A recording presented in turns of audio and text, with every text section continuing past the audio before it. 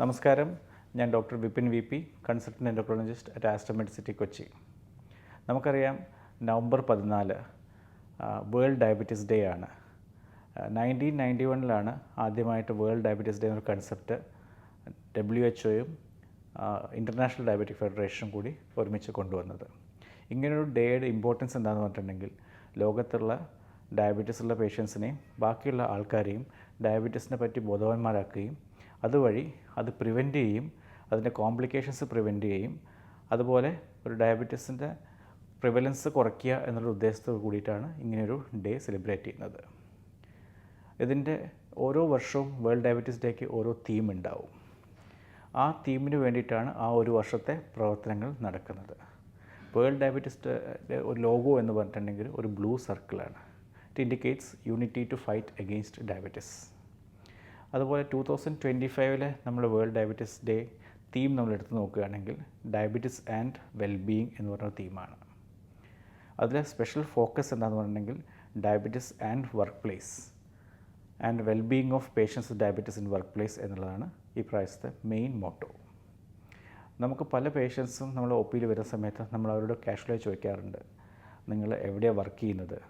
Okay, അവർ പലരും പറയുന്ന പല പ്രൊഫഷൻസിൽ നിന്ന് വരുന്ന ആൾക്കാരായിരിക്കും. ചിലത് IT പ്രൊഫഷണലായിരിക്കും, ചിലർ ചോദിച്ചിട്ടുണ്ടെങ്കിൽ ബാങ്ക് എംപ്ലോയീസ് ആയിരിക്കും, ചിലർ ഡ്രൈവേഴ്സ് ആയിരിക്കും, ചിലർ സൂപ്പർ മാർക്കറ്റിൽ വർക്ക് ചെയ്യുന്ന ആൾക്കാരായിരിക്കും. ഇവർക്ക് എല്ലാവർക്കും പറയാനുള്ള ഒരു കാര്യം എന്ന് പറഞ്ഞിട്ടുണ്ടെങ്കിൽ, സാർ ഈ പറയുന്നത് പോലെ ഡയബറ്റീസ് മാനേജ് ചെയ്യാൻ വർക്ക് പ്ലേസ് നല്ല ബുദ്ധിമുട്ടാണ്. അപ്പോൾ നമ്മൾ ചോദിക്കും, എന്താണ് ബുദ്ധിമുട്ട്? സമയത്ത് ഭക്ഷണം കഴിക്കാനുള്ള ബുദ്ധിമുട്ടുണ്ട്, നമുക്ക് മരുന്നുകൾ കൊണ്ടുപോയി അത് സ്റ്റോർ ചെയ്യാനുള്ള ബുദ്ധിമുട്ടുണ്ട്, ഇൻസുലിൻ എടുക്കുന്ന പേഷ്യൻസ് ആണെങ്കിൽ അത് വെക്കാനുള്ള സ്ഥലം ഇല്ല, അതുപോലെ നമുക്ക് ഗ്ലൂക്കോസ് മോണിറ്റർ ചെയ്യേണ്ട പേഷ്യൻ്റ് ആണെങ്കിൽ അത് ചെക്ക് ചെയ്യാനുള്ള സൗകര്യങ്ങളില്ല. അത് ഒരുപാട് പരിമിതികളിലൂടെയാണ് ഡയബറ്റീസ് ഉള്ള ആൾക്കാർ അവരുടെ വർക്ക് പ്ലേസിൽ ഡയബറ്റീസ് മാനേജ് ചെയ്യുന്നത്.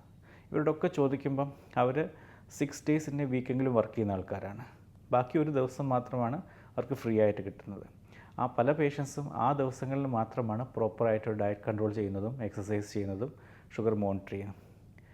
അപ്പം നമുക്ക് മനസ്സിലാവും ഒരു ഡയബറ്റീസ് ഉള്ള ഒരു രോഗി അവരുടെ വർക്ക് പ്ലേസിൽ എത്രത്തോളം ബുദ്ധിമുട്ടുകൾ അനുഭവിക്കുന്നുണ്ട് എന്നുള്ളതാണ്. ഇതിൻ്റെ സിഗ്നിഫിക്കൻസ് എന്താണെന്ന് പറഞ്ഞിട്ടുണ്ടെങ്കിൽ നമ്മൾ 10 രോഗികൾ എടുത്ത് നോക്കിക്കഴിഞ്ഞിട്ടുണ്ടെങ്കിൽ അതിൽ 7 രോഗികളും ഈ വർക്കിംഗ് ഏജ് ഗ്രൂപ്പിൽ വരുന്ന ആൾക്കാരാണ്. അപ്പോൾ 70% ആൾക്കാരും ഇതിലൂടെയാണ് കടന്നു പോകുന്നത്. അവരോട് ചോദിക്കുകയാണെങ്കിൽ ഒരു 75% ആൾക്കാർക്കും ഡയബറ്റീസ് കാരണമുള്ള ടെൻഷൻസ്, ആങ്സൈറ്റി, ഡിപ്രഷൻ ഇങ്ങനെയുള്ള പ്രശ്നങ്ങളും ബേൺഡ് ഔട്ട് അതുപോലെ പ്രശ്നങ്ങളും മാനസികമായിട്ടുള്ള ബുദ്ധിമുട്ടുകളും ഉണ്ടാവാറുണ്ട്.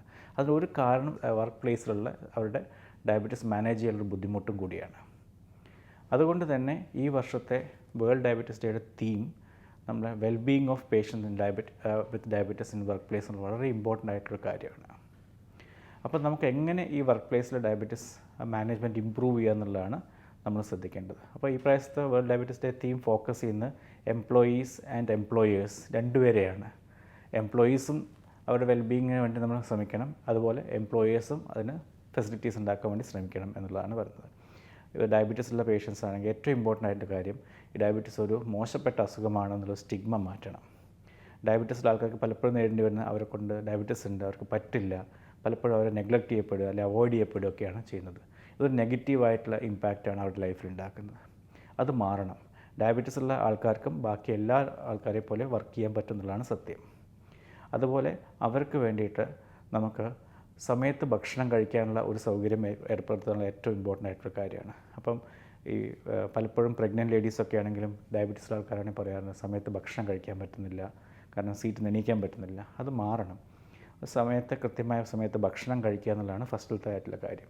രണ്ടാമത്തത് അവർക്ക് ഇൻസുലിൻ എടുക്കുന്ന പേഷ്യൻസൊക്കെ ആണെങ്കിൽ സ്റ്റോർ ചെയ്യാനുള്ള സൗകര്യങ്ങൾ ചെയ്തു കൊടുക്കുക, സമയത്ത് ഗ്ലൂക്കോസ് ടെസ്റ്റ് ചെയ്യാനുള്ള സൗകര്യങ്ങൾ ചെയ്തു കൊടുക്കുക.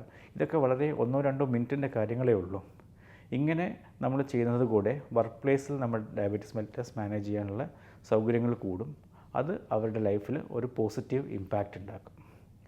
നമ്മൾ പറയാനും പ്രവർത്തിക്കാനും എളുപ്പമുള്ള കാര്യമല്ല ഇത്.